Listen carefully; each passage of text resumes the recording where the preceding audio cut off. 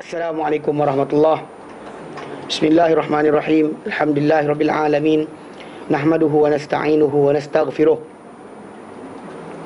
Wa na'udzu billahi min shururi anfusina wa min sayyiati a'malina. May yahdihillahu fala mudilla lahu wa may yudlilhu fala hadiya lahu. Asyhadu an la ilaha illallah wa asyhadu anna Muhammadan abduhu wa rasuluh. Allahumma salli ala Muhammad wa ala ali Muhammad kama sallaita ala Ibrahim wa ala ali Ibrahim. وبارك على محمد وعلى آل محمد كما باركت على إبراهيم وعلى آل إبراهيم في العالمين إنك حميد مجيد. أما بعد.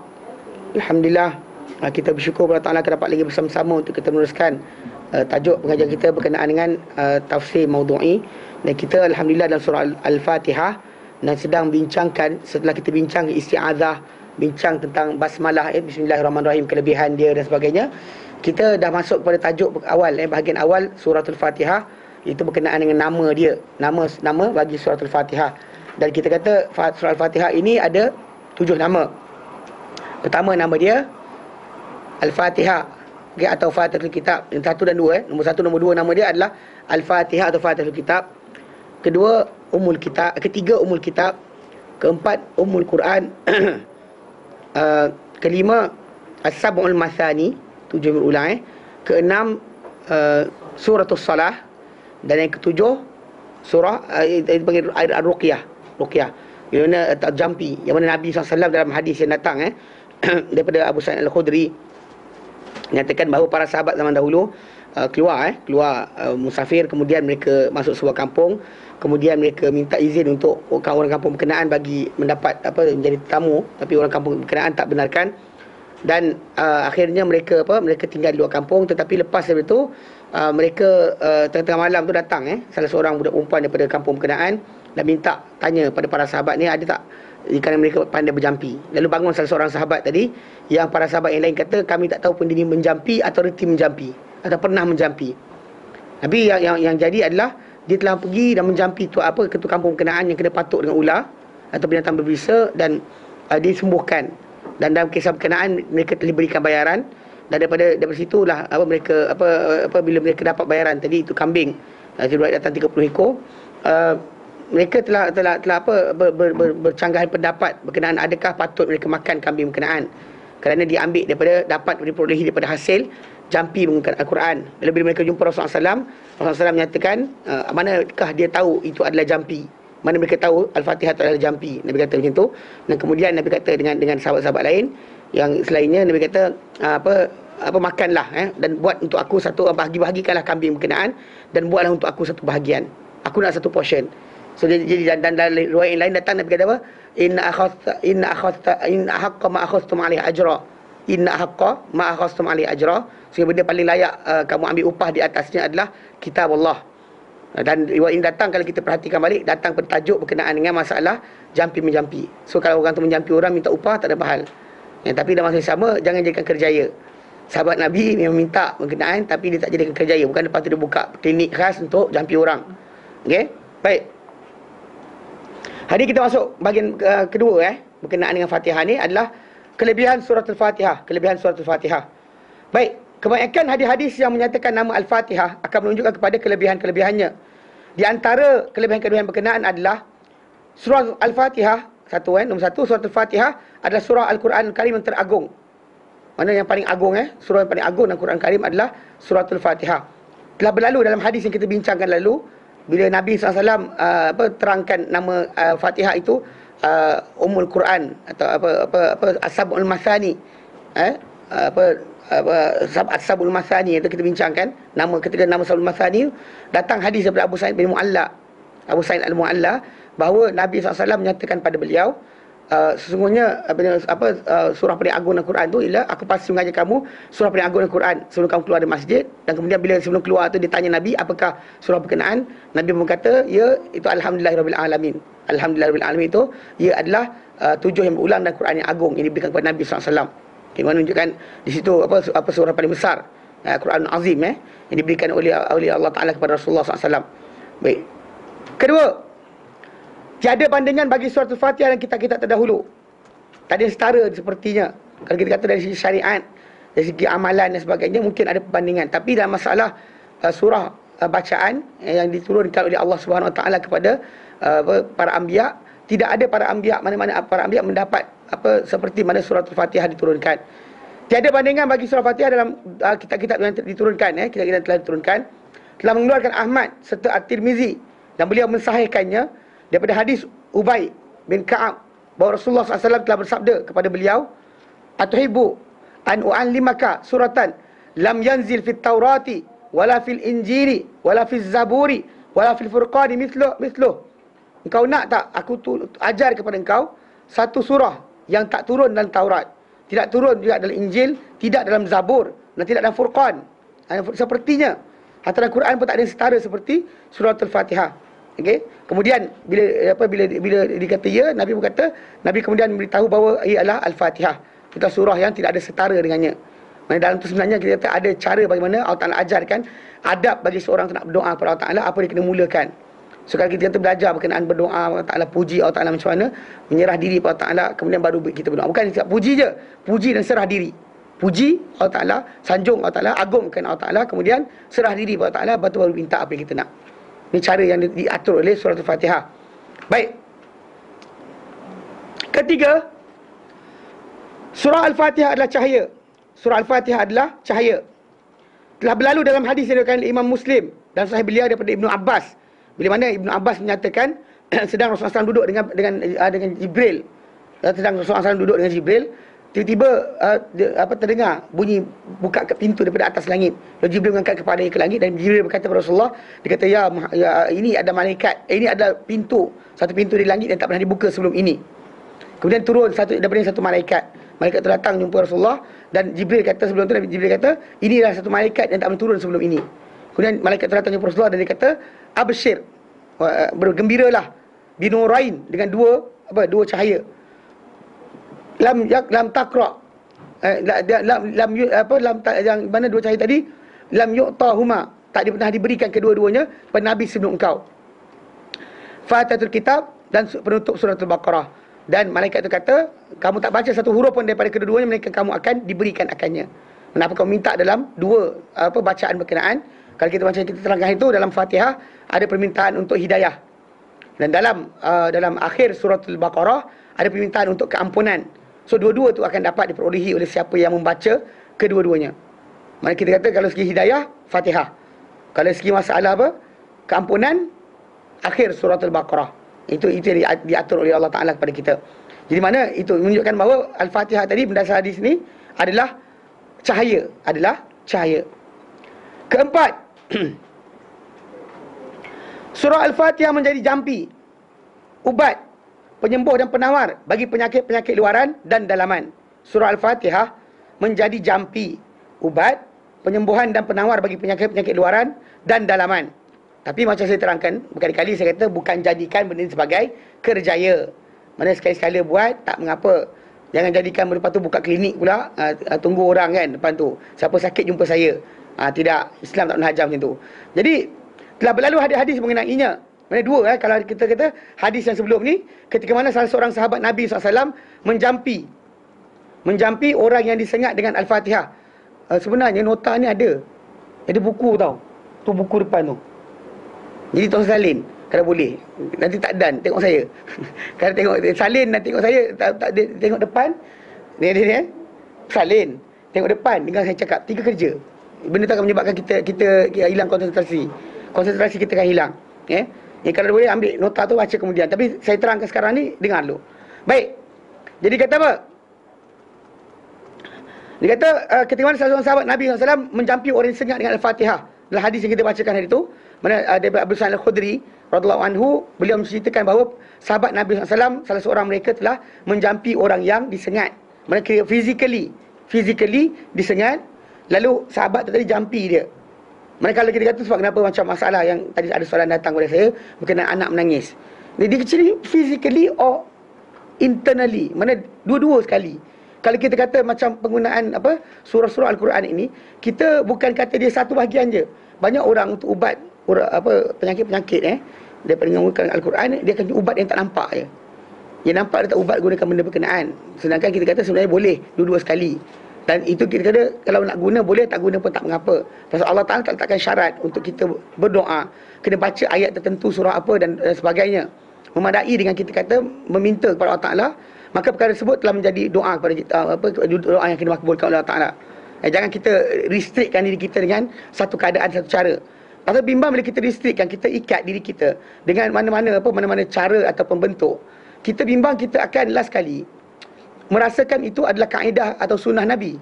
Itu problem dia. Macam zaman dahulu bila orang Melayu kita dia pergi masuk rumah berantu azan.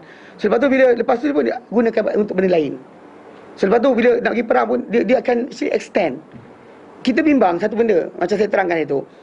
Setiap lafaz yang syar'i yang Allah turunkan dalam hadis dari Nabi SAW atau turunkan dalam Quran, yang mana lafaz tadi datang, kalau Allah Ta'ala atau Rasulnya mengajarkan pengertian ayat tadi boleh guna untuk suatu benda tertentu yang berkaitan dengan tajuknya, kita secara tak langsung bila kita pakai apa Allah Ta'ala dah terangkan.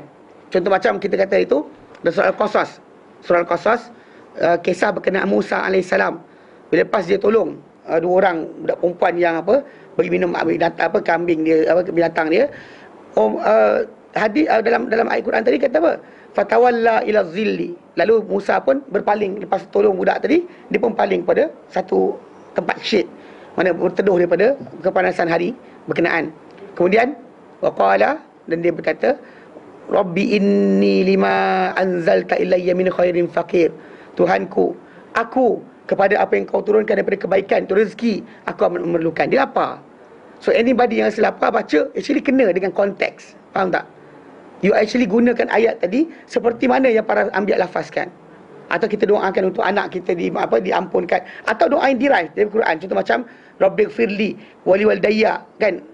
Warhamhuma kama rabbayani shaghira dan sebagainya. Lafaz tu derive daripada ayat Quran. Directly Quran tak lafazkan macam tu. Quran cerita berkenaan anak yang baik tidak akan doa macam tu. So kita pun derive the meaning macam tu. Faham tak? So kita take lafaz tadi, atau contoh macam naik kenderaan. Sedangkan bismillah majriha musaha tu, ataupun contoh macam dan sebagainya, kalau dia kata orang tu naik kenderaan baca. Okey, tak ada masalah. Walaupun kisah tadi kena pada Nabi Nuh AS. Kalau naik kapal kan dia baca doa berkenaan, tak ada masalah. Ataupun kita contoh macam Allah Ta'ala ceritakan berkenaan dengan pujian orang yang menaik kenderaan dalam Quran. Tapi lepas tu kita pakai benda tu luar daripada Quran, kena. Tapi bila kita letakkan benda tak ada kaitan, mana Quran datang cerita satu tajuk. Contoh macam kisah terangkan mukjizat Nabi Daud AS. Allah Ta'ala kata apa? Wa alanna lahul hadid. Dan kami lembutkan untuk dia besi. Kami lembutkan untuk Daud ini besi. Besi jadi lembut di tangan dia. Dia boleh jalinkan, dia boleh macam-macam. So, jadi ayat tadi konteks dia menceritakan mukjizat Nabi Daud. Datang kita ambil ayat tu, ayat berkenaan, dan kita berzikir 70,000 kali ke 10,000 kali ke untuk dapat benda yang sama. Ini benda ni kes ni, benda ni berjadi dalam masyarakat kita, diamalkan. Orang Melayu kita yang belajar silat dan sebagainya kan ada. Dia pegang wa'alana lahul hadid, wa'alana lahul hadid, wa'alana, kan dia ulang chanting macam orang Sami Buddha. Tak, seriously. Tak, jadi dekat situ masalah dia, tahu. Ayat itu tidak turun untuk maksud ini nak. Tapi dia letakkan pada ayat tadi tugasan benda yang bukan tugasan dia. Macam saya tunjuk tu kan, pen untuk menulis, jangan guna untuk tolak kereta. Jangan guna pen untuk tolak kereta. Maksudnya macam ni, nak menulis pakai pen, tolak kereta pakai pen tak? Tak kan? Katakan ada orang kereta rosak depan ni, lepas tu, Ustaz tolak kereta sekejap, saya ambil pen saya. Ustaz, kereta saya rosak, tolong tolakkan. Dan saya kata pada orang tu, kejap, saya ambil pen saya. Okey, itu perbuatan orang yang ini masalah dia. Okey, di sini tajuk, bila konteks perbahasan dia, bila datang dalam maksud orang kata apa, contoh macam perlindungan, pertahanan, faedah ayat-ayat Quran. Kalau ada orang berikan pada kita ayat yang tak ada diajar oleh Nabi, dia dapat tahu mana? Soalan, dapat tahu mana? Kalau mungkin masalah azan tu jadi kes dia pasal dikatakan bila azan diseru, syaitan lari pertempiaran. Adakah soalannya, adakah ketika tiap waktu? Ketika waktu-waktu solat. Pasal kena perbahasan juga. Kalau tak semua orang pakai kan, dalam rumah dia pasang azan sentiasa. Tapi tengok kadang-kadang orang tu azan dalam rumah dia hantu setan, tak ada, dia jadi setan pun ada juga. Kan? Nanti kita kata konteks penggunaan, the usage. Kalau kita pakai jadi, kita senyum, alhamdulillah, puji Allah Taala. Allah Taala izinkan jadi. Tapi jangan jadikan benda itu tradisi kita. Bimbang dia akan jadi kita apa tahu? Tanggungkan ayat Quran atau lafaz hadis atau sekian benda yang tak ditanggung. Benda tak ada kaitan dengan tugasan berkenaan. Macam nak tolak kereta kena pakai pen. Tak ada kaitan. Ya, betul tak? Menulis pakai pen. Ustaz tantangan, kejap saya ambil pen saya. Ayat betul lah. Tapi kalau ustaz kereta saya rosak, tuan tolakkan, kejap saya ambil pen saya. Macam ayat yang Nabi Daud yang orang selalu bagi untuk menyebutkan ayat yang apa lafaz dia? itulah sama Allah Walanya Wa'ala nalul hadid tu. Salah pula besi. Tengok, ada kaitan tak? Tak ada kaitan lah. Di mana dia nak masukkan? lalu dibagi tentulah. Di cerita ni, orang Melayu kita ni desperate. Kadang-kadang sebenarnya penggunaan kalau ikutkan dari segi orang lama sebelum Islam masuk ke tanah Melayu, kita pakai mentera. Mentera-mentera tu kadang-kadang tak ada kaitan pun. Kan? Macam apa mentera untuk orang sayang atau orang puji atau apa dipandang mulia. Kadang-kadang pantun je. Saya tengok satu buku tu, ada orang tu dia buat pantun-pantun Melayu untuk berikan kehebatan. Jadi bunyi dia start mula ayat rangkap pertama dia, ayam berkokok atas pagar. Saya tak ingat dah. Betul, akhir ujung tu ada dan orang melihat aku paling cantik. In the end, lafaz tadi. Mana dia baca benda berkenaan dan tiba-tiba orang sayang dia. Ikutkan logik tak ada kaitan pun. Dan jadi, kena belajar, jadi bukan tanda ia benar. Jadi bukan tanda ia benar. Banyak orang yang lebih beriman daripada kita, beramal soleh banding kita, Allah tak bagi pun benda berkenaan pada diorang. Tapi kita, contohnya lah, orang duduk masjid setiap hari, berzikir, baca Quran dan sebagainya, tak kebal. Datang budak yang tak pergi masjid, tak berzikir, tak benda sekian, amalkan baca Allahu Akbar 70,000 kali lepas asar, tiba-tiba kebal. Tak ada kaitan lah. Allah tak nak uji mereka, istidraj panggil. Istidraj, bahaya benda macam ni. Faham Lagi satu Ustaz, orang selalu bagi dalam surah Toha, wa'alqaitu alaika mahabbatan minni Wal tusna ala aini. apa makna? Itu ayat tu sebenarnya Allah Taala kata pada Musa AS. Aku campakkan pada dia alaika mahabbatan minni. Mana datang pada engkau ni cintaan daripada diriku. Mana orang pandang kau orang sayang. Mana Firaun tengok pun tak jadi nak marah.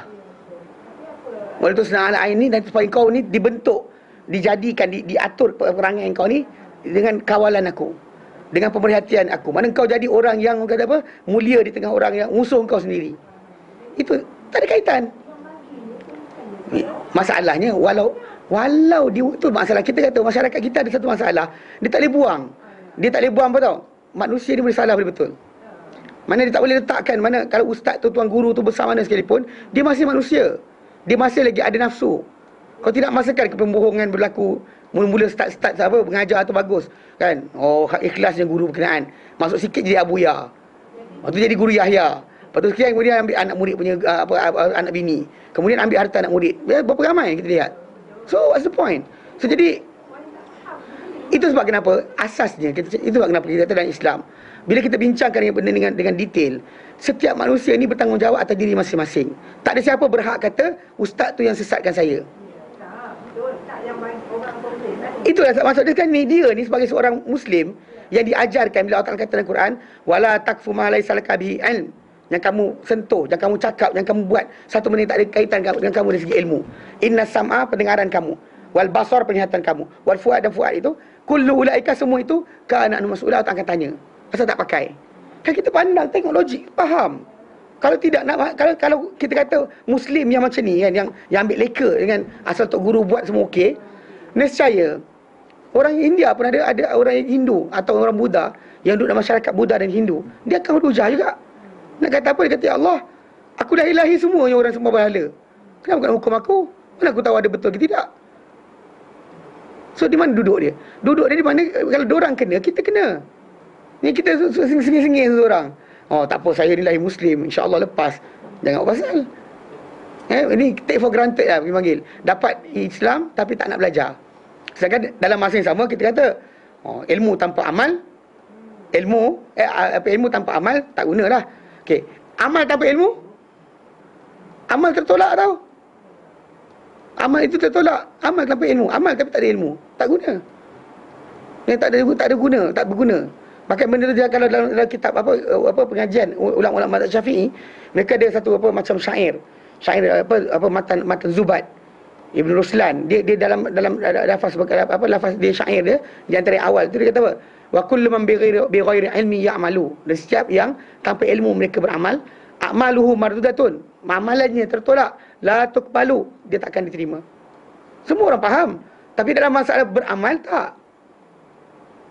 Kita sering dalam praktikal kita akan ustaz kata boleh, ustaz ni kata boleh. Even dah belajar sunnah pun macam tu juga. Ustaz ni Adli kata boleh, Ustaz Kariman kata boleh. Mana boleh macam tu? Berarti bila kita kata kita buat kelas pengajian, kita bukan nak keluar fatwa, kita nak suruh orang belajar. Kalau keluar fatwa, tak payah ni, bagi soalan, email, nanti kita orang letakkan postbox sini, kutip jawapan. Masuk duit, masuk sini, soalan, minggu depan 3-4 hari dapat jawapan. Kita akan buat macam tu. Pasal kita matlamat kita adalah supaya orang belajar. Tu namakan yayasan taklim. Belajar. Bukannya taklid. Bukan yayasan taklid. Kalau yayasan taklid, tak payah belajar. Taklid je. Ustaz kata boleh, buat. Ustaz kata tak boleh, tak buat. So konsep dari segi masalah pemahaman tadi, Islam dah limitkan. Mana setiap manusia ni di antara benda perkara yang pertama dia kena buat adalah belajar. Pasal Allah Ta'ala beri dia penglihatan, pendengaran akal supaya dia belajar.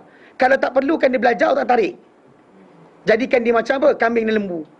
Tak payah belajar. Makan, minum, tidur, kahwin, mati. Makan, minum, tidur, kahwin, mati. Setidak kita ada satu upgrade atas sikit apa? Belajar. Yang mana kita kata dalam asas kalau cari duit orang belajar. Nak menyaga, masuk kursus business management. Nak sekian-sekian, masuk ambil kursus sekian. Keusahawanan. Sasawan, okey. Kan dia nak masuk, betul tak? Kan? Nak masuk untuk sekian belajar. Nak jadi penjaga berjaya belajar. Nak jadi muslim berjaya tak nak belajar. Perasan tak? Macam selamba je macam dah belajar dah hari tu. Ustaz bagi dah 6 perkara. Datang mana? Tak tahu. Kan? Macam wuduk. Ustaz kata rukun dia 6. Pertama niat, kedua basuh muka, ketiga basuh tangan, keempat nyapu kepala, kelima basuh kaki, keenam tertib. Dapat mana? Tak tahu. Kan nampak tak? Mana ignorant yang berlaku pada masyarakat kita sebab itu. Sebab kenapa kita kata macam beramal dengan Quran. Macam sekarang, zaman kita sekarang ni, ada orang ingat kalau gantung tasbih dan kereta akan selamat, tak kena accident. Ada orang ingat kalau anda kata dalam rumah dia ada Quran gantung, syaitan tak masuk. Semua kesalahan. Sebab apa? Sebab menanggungkan kepada dalil atau nas, benda yang tak ditanggung oleh nas berkenaan. Macam, udang sekali, tolak kereta, tak pakai pen. Tulis, pakai pen. Kalau ada kata orang kata, tolak kereta Ustaz. Kejap, saya pakai pen saya. Tak logik. Pasal apa? Nak tolak kereta tak pakai pen. Sekarang ni macam tidak masalah. Untuk selamatkan kita daripada musibah, perlu tak ayat berkenaan? Hanya macam tu. Is there orang kata satu tuntutan Allah Ta'ala lafazkan. Kalau contoh macam datang, lindungi daripada syaitan atau jin ni, ayatul kursi. Itu datang tuntutan Al-Quran atau tuntutan Allah Ta'ala kepada kita melalui hadis Nabi SAW. Bila Nabi terangkan, baca ini, dapat ini. Itu tuntutan. Maka maksud dia apa? Benda tu memang datang untuk gunaan tadi. Yang ini tak ada kaitan kita gunakan. Ini kita kata, dan masalah yang sering berlaku, berterusan dipakai juga sebab yang datang mengajar tadi sebab pakai jubah. Salah dia bukan ustaz tu, orang yang datang belajar tadi. Jangan salahkan ustaz tu. Dia kerja dia memang perangai macam tu.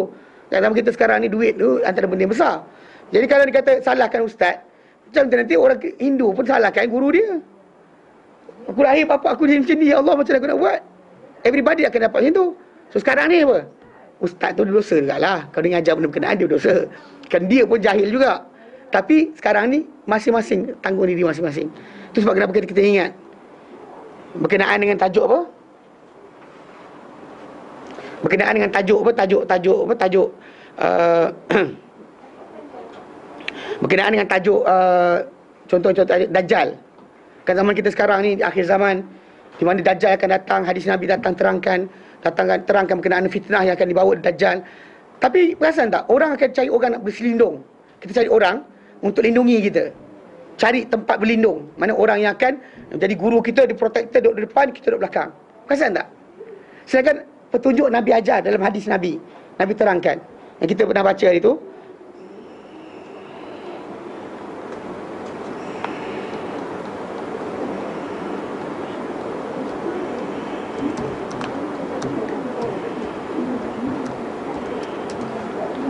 Hadis yang kita bincang tu, kan? Hadis ni panjang. Tapi tengok ada petunjuk berkenaan tajuk ni. Daripada apa? Daripada Nawas bin Sam'an. Daripada Nawas bin Sam'an, qala, berkata Nawas bin Sam'an, zakar Rasulullah SAW, telah menyebut Rasulullah SAW Dajjal. Dajjal, ada cerita tentang Dajjal. Rasulullah sebut tentang Dajjal satu hari. Dan zata ghadah, pada satu pagi, awal pagi. Fa khaffadha fihi wa rafa'a. Lalu baginda rendahkan suara, kejap tinggikan suara. Rendahkan suara, tinggikan suara. Mana tinggi suara, rendah suara. Wa rafa'a hatta zananna, sehingga kami sangka, kerana Nabi sekejap kuat perlahan, kejap kuat suara, kejap perlahan suara, sehingga kami menyangka annahu zanannahu, kami sangka dia Dajjal tu fi ta'ifatil nakhli, di dalam rumpun-rumpun apa? Tamar kat tengah-tengah tu, kat situ ada Dajjal. Jadi dia orang sahabat ingatkan Nabi kuat suara sebab Dajjal tengah jenguk. Dajjal tak nampak. Dajjal intai, Nabi slow suara. Dia ingat macam tu. Okey. Falamma ruhana ilaihi, lalu balik kami balik pulang balik kepada Nabi sallam, arafa dzalika fina. Nabi nampak apa rasa berkenaan pada kami. Pasal kami keluar perlahan macam mengintai-ngintai dan berjaga-jaga. Okey. Faqala, lalu Nabi kata, "Masya'nukum? Apa korang? Korang kenapa ni? Asal nampak macam tengintai-ngintai. Lepas itu Dajjal datang, kenapa kamu jadi macam ni?" Lalu mereka berkata, dia kata apa? Zakarta, qulna ya Rasulullah. Mereka kata, ya Rasulullah, zakarta Dajjal ghadah. Kau sebut tentang Dajjal pada apa? Waktu pagi tadi. Waktu petang tu Nabi datang, Nabi nampak macam tu. Perlahan. So pagi cerita tentang Dajjal. Fa khaffatta fi wa rafa'ta. Engkau rendahkan suara, kau tinggikan suara adanya pada kisah dengan Dajjal ni. Hatta zanannahu fi ta'ifatin nakhli, sampai kami sangka bahawa Dajjal ni berada di dalam rumpun tamar. Kat tamar tu serumpun-serumpun kan. Kami ingat Dajjal kat celah tu. Jadi tu sebab kamu nampak kami macam ni. Faqala, Nabi bersabda, ghairu dajjali akhwafu, ghairu dajjal akhwafuni alaikum. Selain Dajjal sebenarnya lebih membimbangkan aku terhadap kamu. Mana aku lebih bimbang selain Dajjal terhadap kamu. Yang bimbangkan aku hanya bukan Dajjal. Ada benda lain lagi aku bimbang. Kalau banding Dajjal ni, Dajjal tak teruk sangat, Nabi kata. Iyakhruj wa ana fikum. Kalau dia keluar, Dajjal datang, wa ana fikum, dan aku tengah-tengah kamu, fa ana hajijuhu dunakum, maka aku akan berhujah dengan dia, kamu tak payah datang. Mana bagi pihak kamu, akulah yang akan berhujah dengan dia, kamu tak usah sibuk-sibuk. Wa iyakhruj, kalau dia keluar, walastu fikum, tapi aku tak ada tengah-tengah kamu, famru'un hajiju nafsih, maka setiap individu manusia tu, dia adalah apa? Penghujah bagi diri masing-masing. Maksud dia, anda kena belajar. Sampaikan Dajjal datang, Dajjal tak boleh tipu anda. Bukan maksud dia macam, cari ustaz yang boleh selamatkan kita. Faham tak? Tapi bila hadis datang, petunjuk, tapi orang masih lagi, itu masalah dia, ignorant. Malas belajar, degil, tak dengar cakap. Bagi tahu dia tak dengar juga. Okay? Dia kata apa? Famru'un, maka seorang manusia tu, hajiju nafsi, dia adalah penghujah bagi diri dia sendiri. Wallahu, dan Allah Ta'ala, khalifati ala kulli muslimin, Allah Ta'ala penggantiku bagi setiap orang muslim. Allah Ta'ala lah yang akan tolong. Okay? Itu lepas tu Nabi terangkan berkenaan sifat Dajjal misalnya. Jadi kalau konsep ini ini satu konsep. Macam kita belajar bukan tafsir ni, bila saya terangkan, saya kata bila tak datang penjelasan ataupun arahan Nabi untuk penggunaan satu ayat untuk keadaan tersebut, kita sepatutnya terima, dan juga kita tidak cari selain daripada apa yang Nabi ajarkan. Kerana kalau kita gunakan pengertian yang sama, maksudnya kita apa tau? Kita cuba untuk meletakkan pada dalil tadi benda yang bukan ada. Kenapa? Apa yang ada sebenarnya?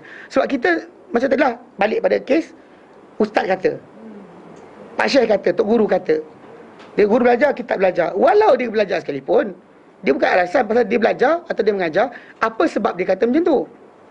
Kita tak boleh kata, dia kata tu betul lah tu, tak boleh. Itu taklid buta dia panggil.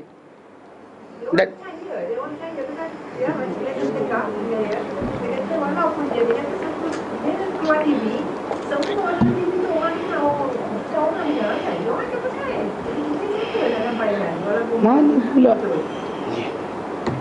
Tak, kalau kita lihat dalam Quran Karim, dalam surah Taubah ayat yang ke-35, Allah Ta'ala firman, ni actually ayat ni kita pernah terangkan. Ini ayat ni satu garis panduan. Itu sebab kenapa kita dalam bab belajar ni, bab ujian Allah Ta'ala untuk syurga neraka, tak kira orang tu siapa, dia ni ustaz ke tak ustaz ke, dia manusia mana sekalipun, dia tetap kena ujian Allah Ta'ala. Tak ada siapa tak kena. Tapi bila manusia tak nak fikir macam ni, dia semua nak shortcut. Tahu shortcut kan? Time muda sibuk cari duit, kan, tak dan nak belajar. dah tua tu, dah berumur, tak sempat nak belajar. Shortcut dia cari orang yang terus bagi pintu kunci syurga. Ni, saya ada kunci syurga ni, 15 kunci. Siapa nak? Kan? Ada kan? Nak ke? Hadis Nabi ajarkan. Okey. Okay.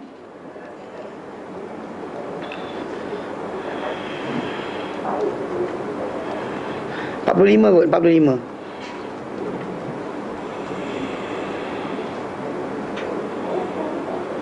Bukan 45 juga. Ya. Kalau bukan 45, bukan 35. Sekejap Si gerak ahbarahum 31, 35, 31.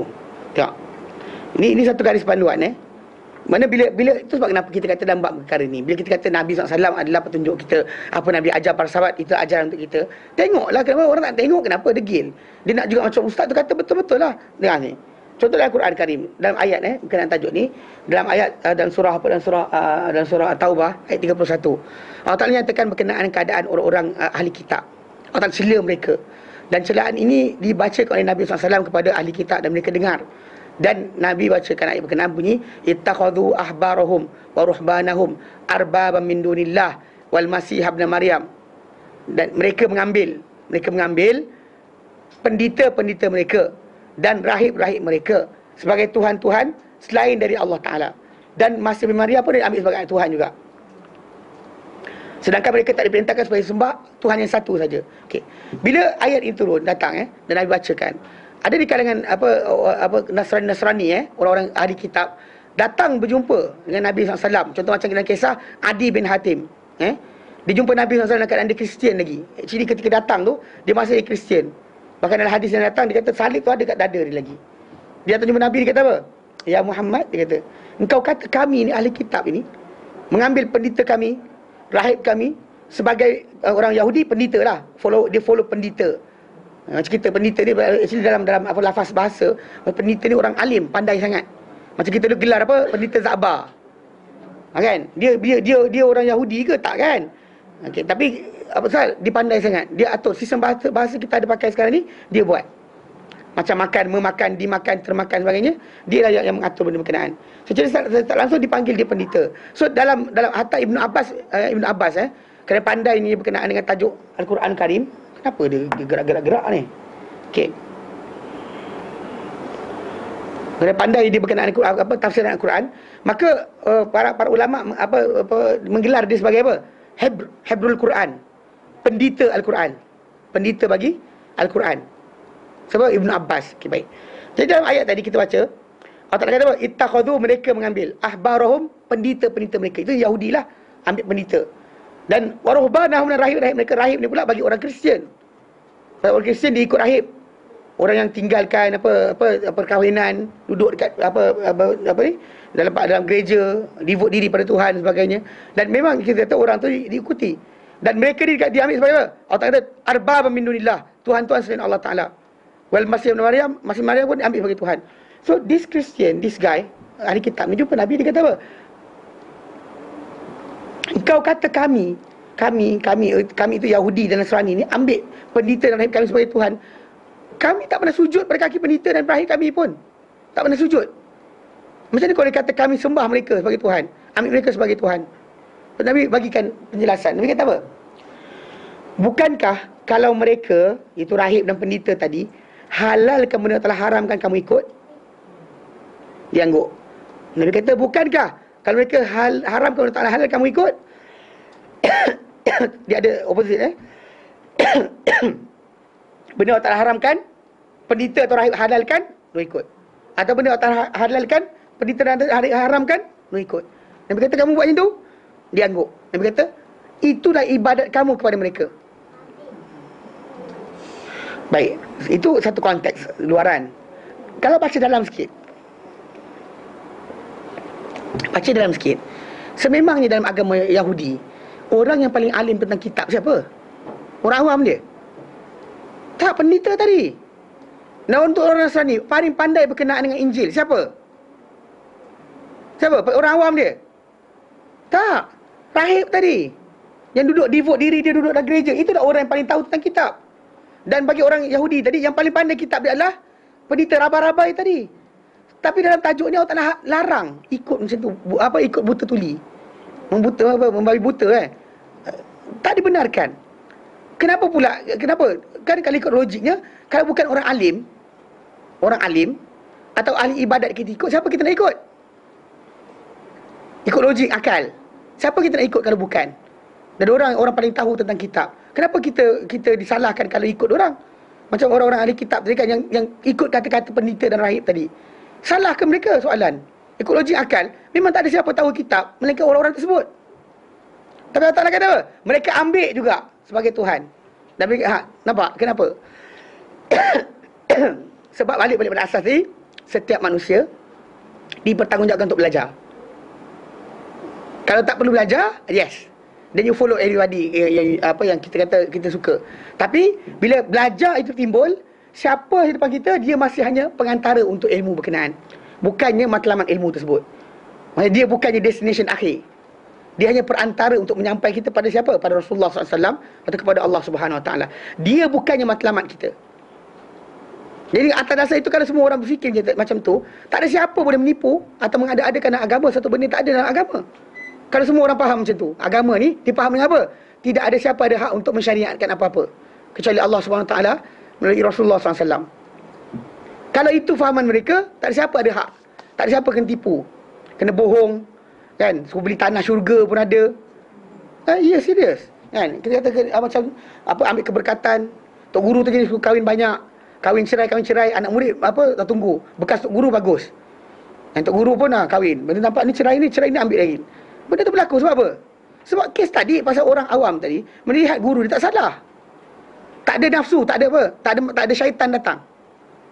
Sedangkan kita kata syaitan tetap datang kepada manusia selagi mana dia nama manusia. Dia bukan nabi, maka dia masih lagi akan datangnya syaitan. Ambil konsep berkenaan, tok guru besar mana pun dia tak salah. Saya pun boleh salah, semua orang boleh salah. So kita tak akan terikat dengan siapa dan kita akan dapat jalan yang betul. Tapi bila kita stop diri kita kepada Ustaz A atau tok guru B atau wali C atau mufti Z dan sebagainya, so akhirnya apa jadi? Itu jadi kes yang amat tamahan ni. Sebab apa?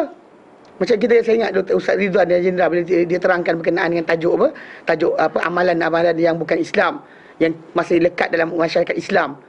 Jadi dia bagi contoh yang paling mudah pasal dia asal beragama Hindu. Dia terangkan benda paling simple, dia kata masalah kenduri arwah yang dibuat oleh umat Islam. Pakcik-pakcik Masjid Ufran marah. Kan dia cakap macam tu. Tapi dia bagi alasan, dia kata apa? Memang kita Islam, Nabi tak pernah ajar meraihkan kematian orang sempena 7 hari atau 40 hari atau 100 hari dan sebagainya. Tak ada. Okay, tapi benda tu datang mana? Orang Hindu sampai sekarang masih lagi buat 3, 7 berapa dia buat. Diorang ada puja roh ketika waktu berkenaan. Hari-hari tersebut dia akan puja roh orang yang telah mati tadi. Ni logik akalnya, dia kata apa? Bila orang tanya, habis tu benda ibadat kenduri arwah kita buat ni datang mana? Kalau patah balik zaman dahulu, penyaga-penyaga Arab yang datang ke Malaysia, ke Tanah Melayu ni mengajarkan Islam, dia penyaga, dia bukannya ulama'. So bila penyaga, bukan ulama', orang tanya, boleh ke tidak? So dia buat apa? Dia nak kata haram terus, nanti kamu tak bagi buat masuk penyaga. So apa dia kata? Tukar. Jangan baca mantra, tapi baca Al-Quran. Dia baca Quran, tu yang kes. Kan kita tanya, siapa atur mula-mula? Nobody come with answer. Siapa yang mula atur? Kena arwah hari sekian. Tak ada kan? Tapi kenapa benda tu lekat? Sedangkan kita tahu Nabi tak ajar. Kan? Kita Muslim. Lepas tu kenapa benda tu dekat? Sebab kes tadi. Pasal penyaga tu dia nak please kan. Dia nak tarik orang masuk Islam. Tapi dalam masa sama, ilmu dia tak cukup. Maka cara dia, apa yang boleh lembutkan. Contoh macam, tak apa memperingati orang mati. Makan-makan tak ada masalah. Ikut akal dia. Kemudian, tukarlah. Jadikan ritual tadi dengan baca Fatihah. Kemudian ayat kursi. Kemudian sekian. Dan itu dah. So, jadi orang Melayu kita masih pegang lagi sebab apa? Sebab itu je. Nothing more than that. Pasal kita kata masalah kita pegang tu tak lepas. Tak nak belajar, tak nak tahu. Kan ignorant kita kata. Nak kata tak nak belajar. Kelas banyak dah. Nak kata tak dapat tahu. Boleh tahu, tiap-tiap hari boleh bertanya. Tapi oleh kerana apa? Jawapan mudah, takkan ustaz tak tahu. Habislah. Orang tablik kekal macam tu. Saya jumpa budak seorang tablik. Itu keadaan dia tinggalkan rumah dan sebagainya. Bila saya bacakan hadis, dia kebetulan dia datang ke Umar Persatuan Pelajar Malaysia di Yaman dulu. Saya bacakan hadis Nabi kata 3 dinar. Dinar engkau bagi untuk jihad fisabilillah, dinar untuk kenderaan jihad fisabilillah, dinar untuk anak bini kau makan, untuk tanggungan kau makan. Dinar paling afdal di sisi Allah adalah dinar kau bagi anak bini kau makan. 3 dinar paling afdal itu. Dia dengar saya baca hadis ni, dia tak puas hati. Dia kata apa? Dia katakan hadis itu saja yang ada. So, dia tinggalkan keluarga dia. So maksud dia kalau ikutkan sebenar, nak jadi waliullah, kasih Allah Ta'ala, duduk kat Malaysia pun boleh tak soalan? Tak payah merantau tinggal keluarga pun sebenarnya. Tapi soalan sekarang, bila dia tinggal, ikut fahaman guru dia ajar, kena buat macam tu, baru jadi kekasih Allah. So jadi, kerana guru dia atur jalan macam tu, so dia ingat, takkan guru salah. Sebelum saya baca hadis tu, dia jumpa saya, dia pendam. Satu hari, rumah persatuan tak ada orang, saya dengan dia je ada. Duduk, dia bercakap. Ustaz lu cakap hadis ni, dia kata. Hadis tu je kan ada. Saya kata dengan dia, abang ada hadis lain ke? Tak ada lah. Saya tak tahulah hadis ni. Tapi takkanlah hadis tu je ada. Ya, kalau abang ada hadis lain, abang bawa datang. Lepas tu, bila dia ulang banyak benda kan pusing sini, last kali dia kata apa? Pasal yang mengasaskan tabligh tadi, Maulana yang dikatakan apa, alim hadis dan sebagainya. Lepas tu dia kata dengan saya apa? Takkan Maulana kami tak tahu. Itu last kali jadi. Maksudnya dia tak tukar. Sebab apa? Dia kata, takkan Maulana kami tak tahu. Habislah. So, in the end apa? Dia putus, dia royah amal dia, bukan Nabi.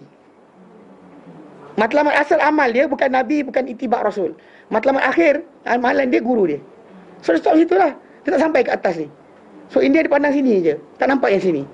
Dia lupa sebenarnya, yang ini yang sebenarnya, yang ini cuma apa? Pemandu untuk sampai ke sana. Kalau pemandu tadi tersilap, dia kena U-turn, kita kena U-turn jugalah. Kalau dia nampak dia terjun. Ni kadang-kadang pergi jalan, zaman sekali pakai GPS, jalan-jalan, pakai konvoi. Kita duduk depan sekali. Ikut peta nampak. Nampak peta tu, ada jalan. Sampai-sampai tengah gelap, tak ada jalan. 10 biji kereta ikut kita kat belakang. Bila kita U-turn, ataupun semua nampak jalan yang sesat, katakan saya sebagai pemandu duduk situ berhenti. Orang belakang saya tahu dah, jalan tak lepas. Depan mata mereka nampak tak lepas. Diorang patut buat apa soalan? Patah balik lah kan? Takkan dia kata, tak apa, tunggu. Orang yang depan tu buat apa? Kalau dia patah balik, kita patah balik. Dia tak patah balik, kita tunggu. Orang yang tunggu tadi, sedangkan dia tahu jalan tu salah, jalan tu mati, tak ada jalan dah, terjun sungai.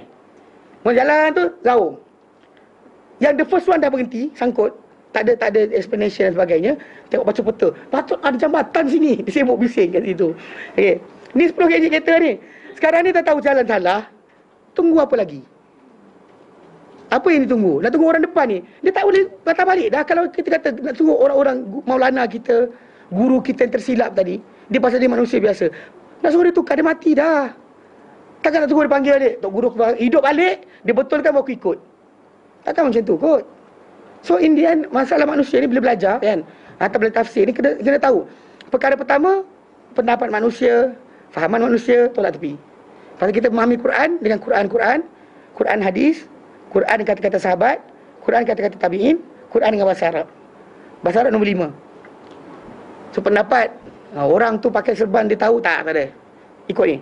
Kalau dia tak ikut macam Quran hadis, Quran kata-kata sahabat, Quran kata tabi'in, Quran dengan bahasa Arab dah sekali, dia tak ikut aturan tadi, dia salah. Muslim mana pun dia salah. Maksud orang berkenaan didahulukan di atas pemahaman Al-Quran. Dan mereka adalah para sahabat adalah orang yang menyampaikan kepada kita ilmu ini. Faham Baik. Jadi solution dia, kita kata untuk manusia ni hilang masalah ni, apa? Ubah cara belajar. Tahu? Cara pemahaman belajar tu, pemikiran tu kena tukar. Antaranya, manusia ni semua boleh salah, boleh. Betul, kecuali utusan Allah Ta'ala. Dah, selesai. So, ustaz adli bersalah, semua ustaz boleh salah. Ini tak ada. Ustaz, takkanlah ustaz tak tahu. Ayat tu keluar. Kadang-kadang daripada student datang sini pun keluar lagi ayat tu. Takkanlah ustaz tak tahu. Habis. Start masuk tu, ni dah. Dah dihutan, nampak dah sangkut. Tak lepas, nak pusing juga. Dia kata, jom nak pusing bang. Tak kira, tunggu tengok orang depan tukar ke tidak. Kalau ustaz tak tukar, kita tukar. Macam tu. Matilah. Macam bila kita bahasa kita bukannya royah kita adalah apa? Adalah sampai pada Allah Ta'ala, bukan kepada ikut orang. Faham? Baik. Jadi, bila dalam hadis berkenaan, kita kata berbincangkan berkenaan dengan apa kelebihan Fatihah ni. Kita kata kelebihan surah Fatihah ni adalah surah yang paling agung dalam Quran. Kedua, tidak ada serupa seperti Al-Fatihah ini dalam mana-mana kitab terdahulu yang turun. Ketiga, Fatihah ni adalah cahaya. Keempat, Fatihah adalah jampi dan juga penyembuh bagi penyakit dalaman dan luaran. Hadis yang harus kita baca adalah berkenaan penyakit luaran, fizikal. Okey, begitu juga telah dikeluarkan oleh Ahmad, Abu Daud dan An-Nasa'i serta Hakim, dan beliau mensahihkan hadis ini daripada Kharijah bin Salt At-Tamimi, daripada seorang sahabat nama dia Kharijah bin Salt At-Tamimi, daripada bapa saudara beliau, bahawa dia itu bapa saudara beliau, okey, bapa saudara kepada Kharijah bin Salt ini telah berjumpa Nabi SAW. Fa aslama, dan dia masuk Islam. Thumma akbala raja, kemudian dia pun patah balik, nak balik ke kampung asal dia. Okey. Min indihi, daripada sisi Rasulullah. Mana memang para sahabat zaman dahulu bila datang belajar Rasulullah, lepas masuk Islam dan sebagainya, dia akan balik kampung semula. Dia takkan duduk kat Madinah terus. Jarang lah yang ada tinggal Madinah terus, akan duduk di masjid dah, masjid Nabi. Tapi yang lain-lain datang, kemudian balik. Datang, balik. Ambil ilmu dan balik. Ambil ilmu, balik. Dan dia, kita kata dalam perjalanan zaman berkenaan, lama. Kampung dia mungkin berhari-hari perjalanan nak sampai kampung dia. Kita sekarang ni nak sampai paling lama pun berapa lama? Kalau jam tu ialah 12 jam. Kan? Kalau jam. Kalau ikut asalnya 4 jam ke Kedah, kan? 8 jam ke Kelantan ke berapa jam? Berapa jam? 8, 5. Paling cepat apa? 6 paling laju lah. Bas berhenti-berhenti 8. Okay. So anyway, kita kata cepat, lambat dan sebagainya perjalanan tadi, kita kata kita tak macam para sahabat. Para sahabat dahulu nak belajar, dia dengan Rasulullah, nak jumpa Rasulullah, masuk Islam dan sebagainya, perjalanan makan masa panjang. Kemudian mereka ni, para sahabat ni, bila belajar-belajar balik kampung balik. So bapa saudara kepada Kharijah bin Salt, kisah dia berlaku macam tu. Famarra ala qaumin min indahum rajulun majnun mawthuqun bil hadid. Lalu bapa saudara dia ni kata apa? Dia balik jumpa Rasulullah, on the way balik tu, dia melintas dengan satu kaum, satu perkampungan. Di sisi orang kampung berkenaan, ada seorang lelaki gila yang diikat dengan rantai besi. Diikat dengan rantai besi. Dia masa dia balik jumpa Rasulullah, nak balik kampung dia. So on the way balik, orang tu tahu dia balik daripada Madinah. So lintas itu. Faqala ahluhu, lalu berkata keluarga pada orang gila berkenaan, inna hudithna an sahibakum hadha qad jaa bi khairin. Sungguhnya kami, dia kata, orang-orang kampung tu kan bila nampak lelaki datang daripada Madinah, dia kata sungguhnya kami diberitahu bahawa teman kamu itu yang kat Madinah tu, Muhammad SAW lah, qad jaa bi khairin, telah datang bawa kebaikan. Fa hal indaka syai'un tudawi, engkau ada tak satu benda untuk engkau ubatkan orang gila ni, keluarga kami yang gila ni? Maksud dia asalnya memang dia kata sihat lah, dia gila sikit. Qala, lalu Kharijah bin Salt berkata, faqara'tu alaihi al-Fatihah al-Kitab. Lalu aku bacakan kepada dia Al-Fatihah, Fatihah al-Kitab. Itu surah Fatihah tu. Salah satu ayam, dia duduk kampung orang tu 3 hari. Macam tamu biasalah singgah kampung orang 3 hari. Okey, ghudwatan wa asyiyah. Dia buat 2 kali. Benda 3 hari tapi dia buat 2 kali. Dia bacakan Fatihah kepada orang berkenaan pagi dan juga petang. Ghudwah pagi, awal pagi. Dan asyiyah awal malam, itu petang lah. Kullama khatamtuha, setiap kali mana kau habis baca Fatihah tu, dia baca Bismillahirrahmanirrahim, Alhamdulillahirabbil alamin, Arrahmanirrahim, Maliki yaumiddin, Iyyaka na'budu wa iyyaka nasta'in, Ihdinas siratal mustaqim, siratal ladzina an'amta 'alaihim, ghairil maghdubi 'alaihim waladdallin. Dia kata setiap kali dia habis baca ajma'u buzaqi, dah aku kumpulkan ilmu aku. Kemudian thumma atful, aku dekat dia. Dan bahkan riwayat yang datang, dia pegang kepala orang tu. Dia pegang kepala orang tu dan dia apa? Dia pegang. Sekejap. Meh ni. Meh ni. Dia pegang kan, dia baca Fatihah tu, dia pegang ni. Dia baca bismillahirrahmanirrahim. Dia kumpul air tu dekat ni. Dia dekat dia bubu kawan tu. Dia sembuhkan air liur dia. Mana 3 hari, 2 kali sehari. Pagi, petang, pagi, petang. Lalu dia buat benda berkenaan, fa bara'a. Lalu lelaki berkenaan yang gila tadi apa? Sembuh. Silakan. Tak ada masalah. Tapi satu benda kena faham, bapa saudara Kharijah bin Salt tadi tak jadi bomoh lepas tu. Faham Dia buat, maksudnya dia buat benda berkenaan, dia kata apa benda aku nak buat benda ni? Sakit perut ke, macam anak kita sakit kan, ambil air. Ini jadi cara dia simple je. Dia kalau dia kata benda ni macam bekas ni kan, macam dia tadi dia buat kat orang tu, dia Ya, betul kan? Okay.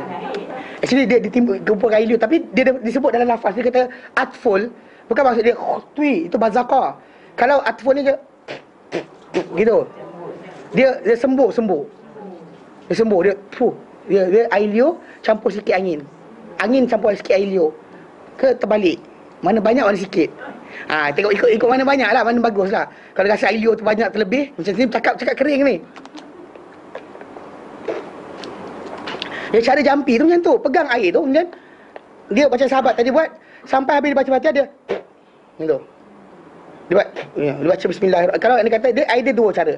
Either kita setiap kali kita baca kita berhenti. Jawab bismillahirrahmanirrahim. Alhamdulillahirabbil alamin. Arrahmanirrahim. Maliki yaumiddin. Iyyaka na'budu wa iyyaka nasta'in. Ihdinas siratal mustaqim. Siratal ladzina an'amta 'alaihim ghairil maghdubi 'alaihim waladdallin. Boleh? Ataupun baca sekali sampai habis. Ini tak sabihan saya punya.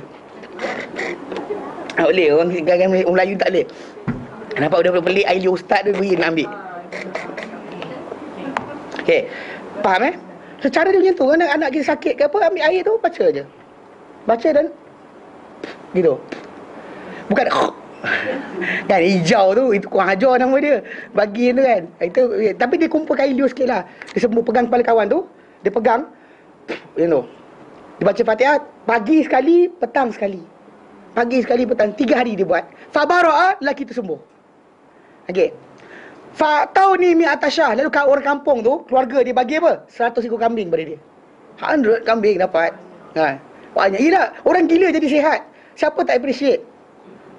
Mana kalau kita bagi kahwin anak pun kita macam tak ada lagi. Masih lagi sikit bagi kat orang tu. Macam kita tak selamatkan nyawa kita kan. Zaman sekarang kat doktor orang tak nampak macam tu sebab apa? Bayar. Kat doktor, kita pergi kan, operate, diselamatkan nyawa anak kita tak ada nampak sangat sebab kita bayar duit. Zaman dulu kan benda tu kan bayaran. Jadi dia nampak bila lelaki gila tu dia sembuh, so diorang appreciate sangat sampai kan diorang buat apa? Diorang bagi 100 ekor kambing. Fa'ataitu Rasulullah SAW. Lalu sahabat ni, bapa saudara Kharijah bin Salt dia kata, aku datang jumpa Nabi SAW. Fa'akhbartuhu. Lalu aku bagi tahu dia. Faqala, lalu dia berkata, baginda berkata, bersabda, hal illa hadha, adakah engkau baca tak ada lain selain ini je? Hal illa hadha, adakah tak ada lain selain ini saja? Tiada melainkan ini saja, maksud dia. Qala al-Musaddad fi maudin akhar, dan berkata Musaddad perawi hadis ni, dia kata dalam satu tempat lain, hal qulta ghaira hadha, adakah kau lafazkan selain ini? Adakah kau cakap kepada air tersebut selain al-Fatihah ini?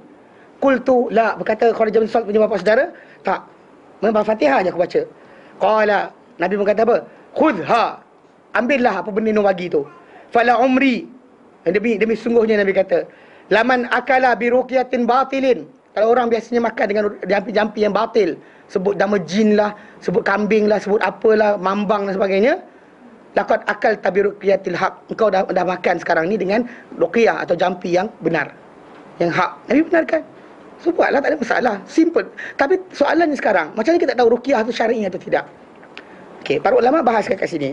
Sebenarnya bila kita kata kita berjampi-jampi ni, tidak ada limitation ayat mana, surah mana nak baca. Start orang tu kata baca ayat ini untuk orang sakit perut, atau untuk migraine baca ayat sekian, atau untuk kanser baca ayat sekian, orang salah. Sekarang saya dengar kat televisyen ada ustaz datang. Dia kata baca ayat surah sekian macam Al-Baqarah. Kerana Al-Baqarah ni boleh menghalau syaitan. So baca Al-Baqarah mengelakkan daripada kanser, dia kata. Lepas tu dia tambah pula. Dia upgrade, dia kata sebab kanser ni datang daripada syaitan.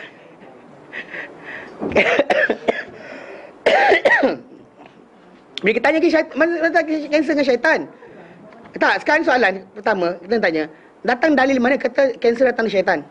That's the first question. Dia pun datang. Dia kerana Nabi SAW telah sabda bahawa syaitan melintas pada manusia laluan darah. Tapi bila kita baca balik hadis tu, saya jumpa ada orang kata macam tu. Saya kata, mari sini, mak datang sini kata, baca hadis tu habis. Hadis tu datang kisah dia, Nabi SAW duduk iktikaf dalam masjid. Kemudian isteri dia datang jumpa dia. Kemudian bila isteri nak balik, dia hantar, tolong hantarkan. Ketika nak hantar tu, keluar masjid, ada 2 orang sahabat melintas nampak Nabi. So dia nampak Nabi tengah jalan dengan bayang perempuan yang dia tak kenal siapa, dia orang lari. Nabi nampak dia orang lari, Nabi tahu kenapa dia orang lari. Dia kata, mari sini, panggil. Dia orang panggil, dia orang datang. Lepas tu dia kata, ya Rasulullah, kenapa? Nabi kata, ini isteri aku. Safiyah. Dia kata, ya Rasulullah, takkanlah kami sangka buruk kat kau. Kan dia kata itu. Nabi kata, ya, dia kata, aku bukan ni, aku bimbang. Aku bimbang ke atas kamu kerana syaitan melintas pada manusia pada laluan darah. Maksud dia untuk apa? Penyakit ke hasutan? Hasutan, bukan penyakit. Ini kalau penyakit ni memang kita kata tiap-tiap dinding ditembus. Yang datang kita kata contoh macam, yang kita kata contoh macam orang, kita kata apa macam bila tampal benda tertentu. Siapa kata dia benda tak lepas dari dinding rumah dia? Kan? So jadi kalau kita tak lintas dia boleh lintas tempat lain. So secara asasnya faham tak? Bila orang tu dia appoint any ayat untuk tugasan tertentu, dia perlu dalil. Walaupun ayat Quran sendiri. Kerana bila dia appoint benda berkenaan tanpa dalil menunjukkan dia pandai-pandai. Sedangkan dalam Quran Karim Allah Ta'ala nyatakan apa? Bukan pandai-pandai, dia memandai. Memandai-mandai. Kerana Allah Ta'ala sebut dalam Quran surah Al-Hujurat ayat pertama. Allah Ta'ala kata apa? Ya ayyuhalladzina amanu, orang-orang beriman, la tuqaddimu, yang kamu mandai-mandai baina yadayi wa rasulihi. Mana ke depan kan Allah Ta'ala tak cakap, kamu cakap dulu. Allah Ta'ala tak buat, kamu buat dulu. Apa pasal? Di atas di hadapan Allah Ta'ala dan Rasulnya. Dan Allah Ta'ala berikan peringatan berkenaan pada orang beriman, kenapa kita nak kena buat? Soalan simple je. So bila jangan mandai, jadi tak siapa pandai. Tapi kalau nak appoint mana-mana ayat, so kita jumpa macam budak sakit, baca Al-Ikhlas, boleh. Baca Ayatul Kursi, boleh. Baca surah Al-Ma'un, boleh. Baca Al-Kafirun, boleh. Baca surah apa kali pun boleh. Tapi kalau boleh biar surah tu kena dengan konsep dia. Macam kita kata kalau surah apa, surah Tabak Siada Abi Watab, janganlah baca untuk jampi. Kan pasal ayat apa surah tadi menceritakan berkenaan tajuk apa? Tajuk berkenaan dengan Abu Lahab dia akan berada di mana. Jadi kita baca untuk jampi ke orang. Tapi orang Melayu kita pakai jampi surah Tabak Siada. Kan? Untuk anjing. Katanya nampak anjing Tabak Siada Abi Watab. Lepas tu tap pula. Apa yang ketak mula pula? Anjing tak gigit. La ilaha illallah, dia datang mana Kan ayat tu ada ni kata, Ustaz, tolong kereta saya rosak. Kejap saya ambil pen. Mana kita nak tolak tadi? Ayat tu turun untuk apa? Tak ada kaitan tajuk anjing. Datang kita Tabbat Yada Abi. Nampak tak? Nampak tak? Konsep dia, konsep yang saya kata pen tadi. Pen bukan untuk apa? Menulis. Bukan untuk tolak kereta. Sekarang dia kata orang tu nak tolak kereta kena ambil pen dulu, dia ada masalah. Ada masalah. Untuk doa, anjing tu dia boleh lari, ambil batu. Kan, ambil batu dia lari. Okey. Datang kita baca ayat surah Tabak Siada. Apa hal? Faham tak? Kan anjing tu kata macam apa hal orang ni kan? Kalau dia kata pasal ini ahli bid'ah aku lari dia kata. Kan kalau kena petir nanti dia kena seorang-seorang. Anjing lari sebab itu. Nampak dia kata macam ini sesat ni. Anjing pun tak jadi dia kacau. Kan tengok sesat entah yalah dia kata. Ini kata kalau aku kejar ni kan kena Allah kenakan petir aku kena sekali. Anjing tu lari tengok kita. Kan? Ini orang sesat dia kata. Tak faham tak? Itu kata jangan appoint ayat Quran pada benda lain. Tapi faham jampi buat kat rumah. Actually dan jampi ni boleh buat pada air minyak zaitun. Atau minyak urut ke tak kisah, tapi minyak zaitun lebih baik. Atau air zam-zam. Air zam-zam, air bukan air zam-zam pun boleh. Kemudian kepada madu. Kadang-kadang madu, tapi para ulama nyatakan yang datang untuk dia biasanya minyak dengan air lah. Adapun madu tak payah. Madu ke tamar tu dia memang ubat. Tak perlu kepada jampi lah. Dia dah diterangkan. Adapun yang air ni dia bukan ubat. Tapi nak jadikan medium jadi ubat, baca pada dia. Dan baca ayat tadi, berhenti tiap ayat atau sampai lebih habis baca baru ni. Dan cara dia gitu. Bukannya kan tu je bakteria masuk sekali. Faham? Jelas?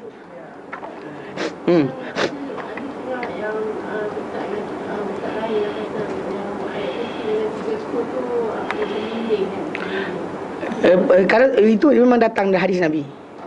Sebenarnya itu satu konsep sebenarnya kita kena faham. Bila ustaz tu kata kan, belajar apa tau? Ustaz, boleh tak bagikan saya reference? Belajar macam tu. Ni kita asyik bukan betul. Kita tahu ustaz tu baik. Ustaz tu baik takkan tipu kita. Tapi kalau kita tak buat macam tu, kan kita sentiasa macam ustaz tu, in the end ustaz tu ya ke tidak pun tak tahu. Ni kena kadang kat masjid biasanya tau. Kalau kita mengajar-ngajar kat masjid, pakcik-pakcik tu tak nak bawa buku nota. Kita baca lah surah sekian, ayat sekian, surah sekian, ayat sekian. Dia selamba nganga kan. Lepas tu kita buat lawak dia gelak. Kan? Okey. Lepas tu balik rumah tak tahu benda. Bila kata benda ustaz ajar kat masjid, entah. Kan, entahlah. Kita dengar cakap apa tapi entah. konsep dia sekarang ni nak belajar, kena belajar lah. So jadi masalah macam tadi akak kata tu, benda tu tak ada ni. Memang betul dulu, itu betul. Ni masalahnya reference tadi kita kena insist. Macam kita ni lah, beli barang, insist for your receipt, betul? Kenapa dia buat yang tu? Dia beli barang, kan kadang-kadang dia pergi kat mana, kan dia kata insist for your receipt. Kenapa dia suruh yang tu? Dia tengok kita menipu ke tengok siapa menipu? Cashier tu menipu tau. Memang cashier menipu. Kadang-kadang kita pergi makan kan, di owner kedai tu dia kata letak situ insist for your receipt, supaya untuk jaga pekerja dia jangan sampai tersilap. So juga kita sekarang ni insist for your dalil. Patut kena letak depan ni insist for your dalil. Kan? Supaya orang tu setiap kali dengar ustaz kata, ustaz dalil dia apa ustaz? Mana istidlal dia, mana duduk dia. Yang sampai kita macam ustaz cakap je, ya betul. Tak, bukan kita tak percaya dia, tapi kena belajar apa? Belajar kita argument tadi untuk ilmu. Mana kita beramal tinggal bukan sebab kita suka ustaz tu. Nampak ustaz tu handsome sikit je, semua ustaz cakap mesti betul. Kan? Best ustaz tu, putih batu muka dia, aku tengok seronok aje. Dia tipu pun aku rasa best je. Masalah lah macam tu. Faham? Pasal kita asas kita bukannya masalah orang. Asas kita ada masalah apa? Nabi. Kita nak kena ikut Nabi, bukan ikut ustaz. Ustaz tu tak ada pun. Ustaz tu tak ada, ada orang lain akan ganti dia. Saya tak ada, orang lain akan ganti saya. Faham tak? Dia bukan tak ada manusia kat dunia ni, dia apa? Indispensable. Mana tak boleh dibuang. Dia je kena ada. Tak. Manusia semua boleh dibuang. Pasal Allah Ta'ala akan bantu agama ni dengan siapa-siapa yang dia nak. Faham? Bukannya kita ni ustaz tak, kalau tak ada ustaz tuan guru itu habislah kita. La ilaha illallah wa la syarikalah. Gila apa? Lafaz ayat tadi siapa mentadbir alam ni? Apa guru tu? Allah Ta'ala, dia yang letakkan naik turun dan sebagainya, patut jadi patut tak jadi, dia. So bila kita datangkan kata-kata macam tu, akidah kita duduk mana? Allah Ta'ala adalah penguasa alam ini, tapi ustaz tu penting juga.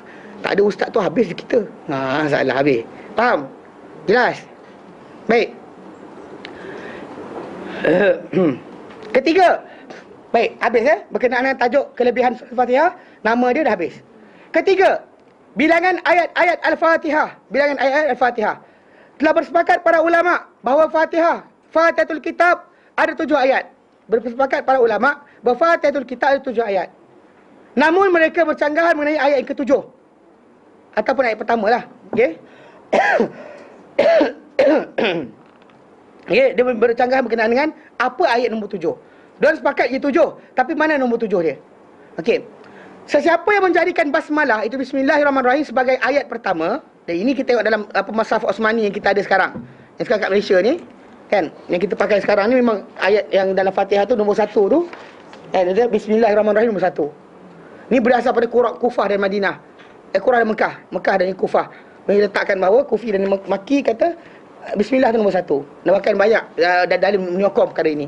Kalau kita beri Quran yang lama dulu cetakan India, orang Malaysia panggil Quran Majid. Ini Quran Karim, tu Quran Majid. Quran jugalah, cetakan lain-lain. Quran 1 je. Dua Majid, dua Karim. Tapi masalahnya ini ditulis berdasar pada apa yang diriwayatkan melalui qari-qari daripada Kufah dan juga Mekah. Dia ada riwayat Hafs, ada riwayat dia. Yang itu riwayat satu lagi. So dari riwayat satu lagi tu, dia tak anggap bismillah tu satu ayat. So dia jadi macam dalam apa tau? Nombor 1, bismillahirrahmanirrahim tak ditulis, macam surah-surah biasa. Kemudian alhamdulillahirabbil nombor 1. Okey.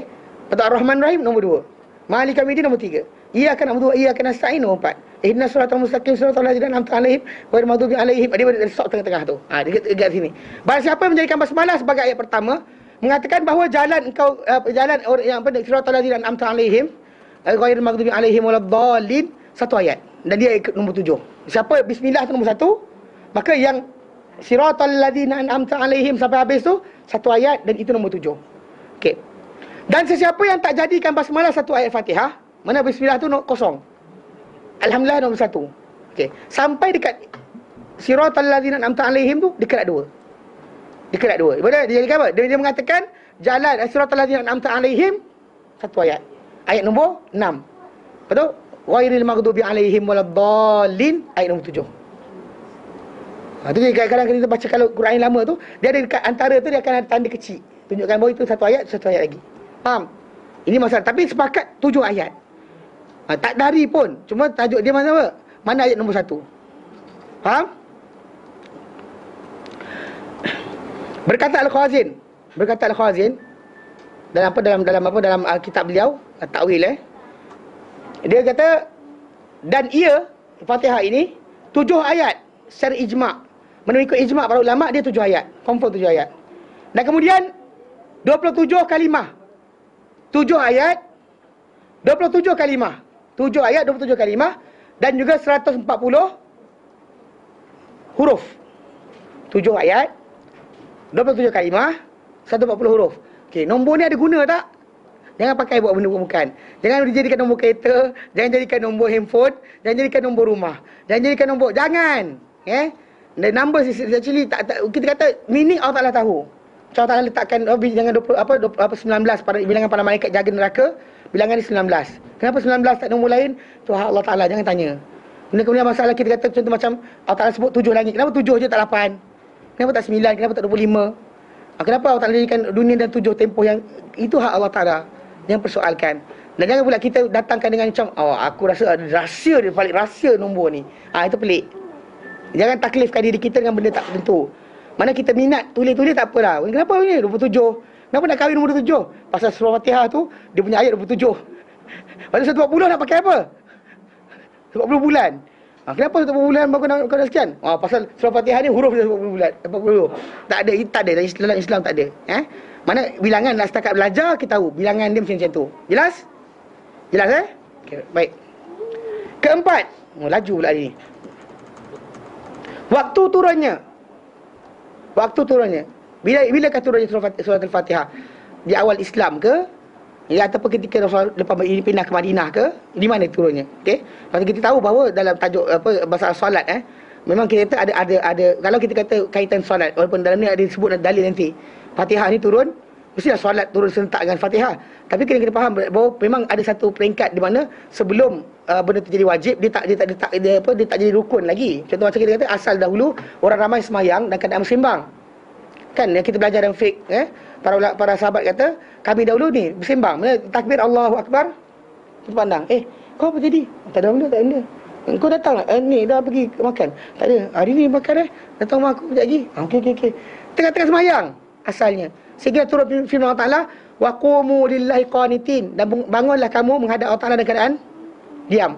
Turun ayat tu baru diam.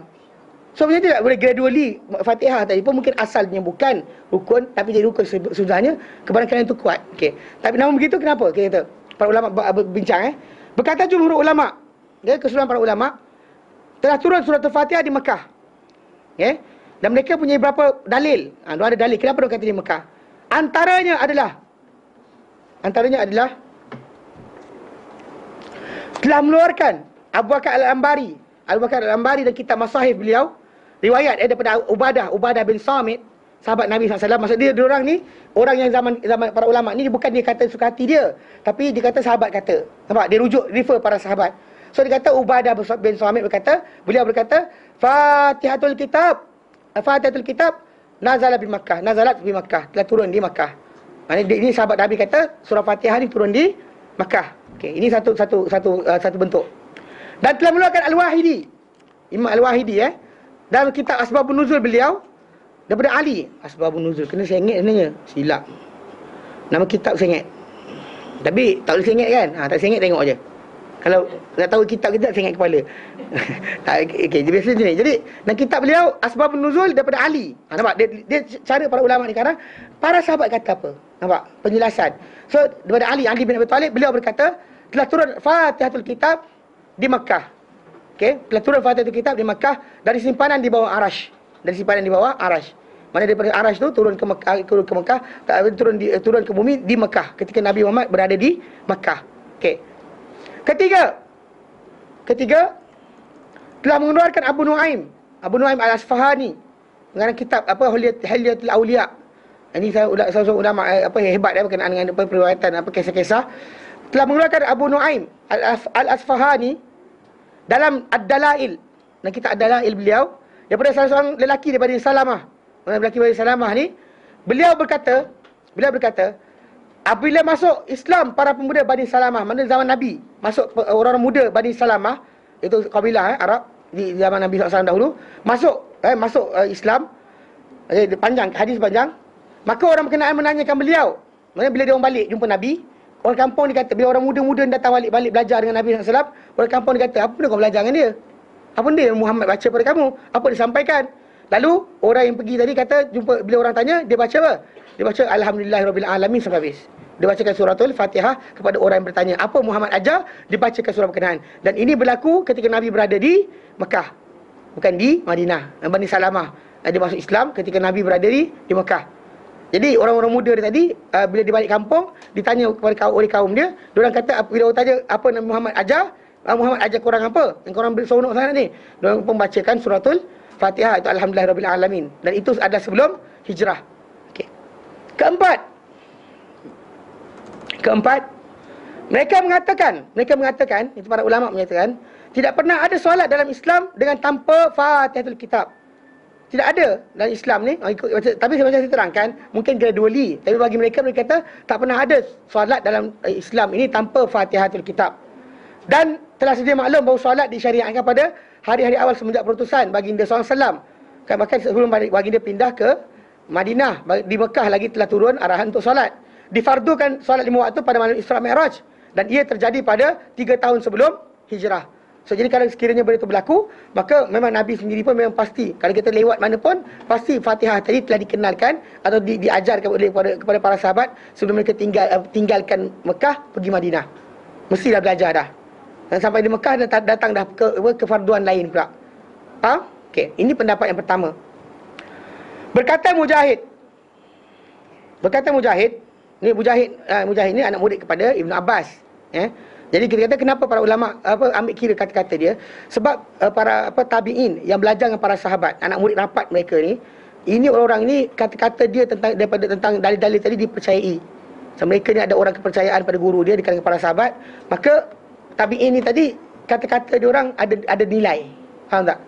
Kita kata memang orang tu ikut guru berkenaan, maka anak murid ikut. Contoh Imam Syafi'i rahimahullah, kata-kata dia sampai pada kita melalui anak murid dia. Anak murid dia berapa orang? Contoh macam Imam Abu Hanifah, dia punya fatwa, dia punya ajaran fiqh dan sebagainya, apa fatwa dikeluarkan oleh Abu Hanifah, dia hafal 3 orang anak murid dia. Zufur, Abu Yusuf, Qadhi Abu Yusuf, dan juga Muhammad bin Hasan Asy-Syaibani. 3 orang ni anak murid kepercayaan Abu Hanifah. So kalau kita baca-baca tak tahu fiqh Abu Hanifah, macam ni Abu Hanifah mengajar sebagainya, apa pendapat dia tentang A atau B, tengok orang ni kata apa. Macam tu juga masalah tafsiran berkenaan dengan apa? Al-Quran. Bila kalau dalam fiqh macam tu, dalam Quran macam tu juga. Para sahabat ni sumber tafsiran. So kalau kita jumpa dengan mereka, jumpa dengan anak murid mereka, dipakai. So dalam kisah ini berkata Mujahid ni anak murid kepada Ibn Abbas, dia kata apa? Itu Fatihah ni turun di Madinah. Okey, dan sebahagian para ulama berpendapat bahawa ini adalah tersaduknya kuda yang laju ni cara para ulama kata orang betul bagus, hebat, tapi buat salah juga. Maksudnya ini adalah tersaduknya kuda yang laju daripada Mujahid. Maksudnya dia betul-betul hebat, tapi ada benda kadang-kadang tau, kuda yang laju hebat lari ni kadang-kadang tersadung juga dan terjatuh. Memang biasalah. Kalau kita macam anak kita belajar berjalan, mana pernah tak pernah jatuh? Ada budak ada 2 anak dia tak pernah jatuh, angkat tangan. Dengan belajar berjalan tak pernah jatuh langsung. Tak pernah mesti jatuh kan? Okey. Tentu juga dengan masalah ni, orang kuda laju hebat lari, tiba-tiba apa? Tergelecok. Okey. Ini berlaku pada para ulama, dia fahamkan itu. Maksudnya ulama ni hebat, ilmu dia banyak, tapi kadang-kadang dia salah sekali-sekala. Sekali tersalah tu tak pelik. Kalau bukan banyak salah pula tak ikut langsung. Tapi kalau pasal Mujahid dan ini contoh ini para ulama komen sikit. Dikatakan sebagai tersadun kuda yang laju daripada Mujahid. Ni kaedah diorang bagi istilah macam kita lah, panjang tangan kan, buah hati. Itu kata ni. Ada contoh macam orang Melayu kita kata apa? Macam anjing dengan bayang-bayang. Kan? Kita nak panggil orang tamak, kita kata dia ni macam anjing dengan bayang, betul lah. Kan? Kisah dia. Dia bagi kisah. Maksudnya macam ni, masalah kuda laju yang tersadung. Okey. Riwayat yang mereka sandarkan padanya adalah apa yang dikeluarkan oleh Ibn Abi Shaybah dalam kitab Musannaf beliau, Musannaf Ibn Abi Shaybah, Abu Sa'id bin Arabi dalam kitab Mu'jam beliau, dan Tabrani dan Al-Awsat. 3 kitab ni. Yang mana 3 kitab ni jalan periwayatan daripada apa? Mujahid daripada siapa? Daripada Abu Hurairah. daripada sahabat Nabi. Ya, dia kata apa? Dikatakan Abu Hurairah berkata, telah meraung iblis ketika turunnya Fatihatul Kitab. Iblis meraung ketika mana Fatihatul Kitab ni turun, mereka meraung. Pasal dalam surah berkenaan memang kita kata Allah Ta'ala berikan macam jaminan. Bila Allah Ta'ala turunkan ayat, suruh kita berdoa, maksud dia akan makbulkan. Jadi bila Allah Ta'ala berikan situ untuk hidayah, dah ini solution dia. Kamu kadang-kadang orang nak hidayah pergi duduk pokok, masuk gua, tanam diri. Tapi Allah Ta'ala kata hidayah tu akan bagi dengan cara apa? Tengok apa surah Fatihah ajarkan. Itu tunjuk kami jalan yang lurus, jalan orang yang kau beri apa nikmat kat atas mereka, bukan jalan orang yang kau murkai, bukan jalan orang yang sesat. So di situ Allah Ta'ala berikan macam hint dan juga cara, aturan macam mana kamu akan selamat. So jadi iblis meraung. Ini kata-kata Abu Hurairah, ketika turun Al-Fatihah, ia turun di Madinah. Ia turun di Madinah. Tapi itu kata-kata yang dikatakan. Tapi namun tidak tertegak dengan riwayat ini sebarang hujah. Pasal riwayat dia lemah sangat, so tak digunakan oleh para ulama untuk berhujah sekalipun. Tapi Mujahid menukilkan bahawa turun di Mekah itu dalil dia. Turun di Madinah itu dalil dia. Turun di Madinah bukan Mekah, itu dalil dia. Baik. Itu pendapat yang kedua. Pendapat ketiga, dikatakan ia turun 2 kali. Sekali di Mekah ketika fardu salat, sekali Madinah ketika pertukaran kiblat. Kerana itu dinamakan surah yang apa? Yang berulang-ulang. Ini dikatakan oleh Al-Banawi, salah seorang para ulama berkenaan dengan ilmu ulumul Quran. Pendapat ini juga tak ada dalil untuknya. Pengarang buku kita ni kata tak ada dalil untuk pendapat ini. Dia akan pendapat bahkan dan pada pendapat turunnya sebahagian surah atau ayat sebanyak 2 kali ni ada keraguan sikit. Atau kita kata boleh tak turunkan sekali, the second one bacaan tu dia bukan turun dah. Turun surah Al-Alaq, the first day diturun ketika Nabi terima wahyu 5 ayat pertama tu. Kalau Nabi baca balik lepas tu apa benda, itu bukan waktu turun dia, waktu turun the first one. The second one is actually repeat ulang balik apa yang telah disampaikan oleh Allah Ta'ala kepada baginda. Faham? So jadi mana pendapat kata ada surah turun 2 kali tu ada masalah sikit ni. Okay? Baik. Yang paling tepat adalah pendapat yang pertama. Itu apa? Ia adalah surah Makkiyah yang turun di Mekah. Kerana firman-Nya Ta'ala, firman Allah Ta'ala di Quran Karim dan surah apa? Dan surah Al-Hijr. Surah Al-Hijr ayat 78. Allah nyatakan, "Walaqad atainaka sab'an minal mathaniya." Demi sungguhnya kami telah berikan kamu wahai Muhammad 7 ayat yang diulang-ulang bacaannya. Itu dan juga wal Qur'an al-azim, dan Quran yang agung. Itu dikatakan oleh ia adalah Al-Fatihah. Dan ayat ini adalah dalam surah Al-Hijr. Dan surah Al-Hijr adalah surah Makkiyah. Sepakat para ulama kata di Makkiyah. 78.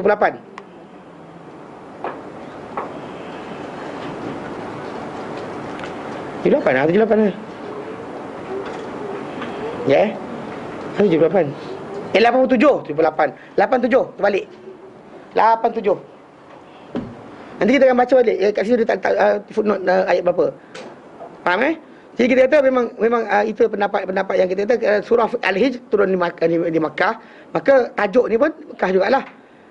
Telah sahih dalam hadis kata-kata Rasul SAW mengenai Al-Fatihah bahawa ia adalah sab'ul mathani, 7 ulang, dan juga Quran yang azim yang diberikan kepadaku. Dalam hadis Abu Sa'id bin Mu'alla yang dalam masjid tu, kan Nabi katakan dia, aku akan ajarkan engkau satu surah paling agung dalam Quran, iaitu apa? Yang aku diberikan akannya. Lepas tu bila ditanyakan balik kepada Nabi kata apa? Alhamdulillahirabbil alamin. Itu surah Fatihah tu, Alhamdulillahirabbil alamin tu, ia adalah as-sab'ul mathani, 7 yang berulang, wal Quran azim, dan dia juga adalah Quran yang agung yang diberi kepadaku. Kenapa dikatakan actually dia 7 ayat, tapi seolah-olah dikatakan Quran agung tu semua sekali Fatihah tu. Kenapa nanti kita akan belajar nanti. Kenapa walaupun Al-Fatihah tu satu surah saja dari Quran, tapi kenapa dia dikatakan Quran yang agung? Dalam hadis Nabi itu Nabi kata wal Quranul azim allazi utituhu. Dia adalah 7 yang diulang dan juga dia adalah Quran yang agung yang diberikan kepadaku. Kenapa surah Fatihah 7 ayat tapi dikatakan ia adalah Quran yang agung yang keseluruhannya? Kita akan belajar insya-Allah nanti dalam tajuk berkenaan dengan tajuk surah Fatihah yang akan datang. Surah 14 ni kita akan belajar nanti. Jelas? Ada soalan? Tak ada. Okey, baik. Jadi minggu depan 7 bulan. Kan? 8 bulan. 8 bulan, okey. Saya tak ada. Tapi datanglah kelas lain belajar. Janganlah macam tu. Tak ada konten kelas. Pergi belajar benda lain Jangan kosongkan waktu daripada tak belajar. Ni ambil waktu kosong tadi belajar. Kalau saya tak ada pun belajar. Jadi kita akan minggu tak boleh, minggu satu lagi kita akan buat. Okey? Sambung untuk tajuk berkenaan dengan apakah isi kandungan surah Al-Fatihah. Apa kandungan yang ada dalam dia? Okey? Jelas Okey. Wallahu a'lam. Wassallallahu ala sayyidina Muhammad wa ala salam alhamdulillahi alamin. Subhanaka hamdika asyhadu an la ilaha illa anta astaghfiruka wa atubu ilaik. Wassalamualaikum warahmatullahi taala wabarakatuh.